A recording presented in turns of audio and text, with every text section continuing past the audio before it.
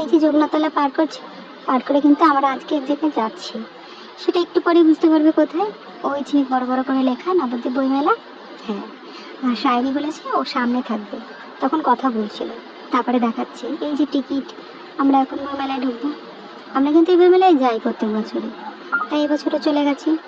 প্রথমে গেলাম আমরা মঠের স্টলে, তারপর মঠের স্টলে যাওয়ার পরে বিভিন্ন স্টলে গেছি।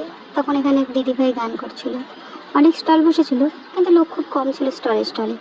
আসলে এখন বই খুব কম মানুষ পড়ে দেখি, একদম পড়ে না তা না, তবে পড়েও আবার পড়েও না।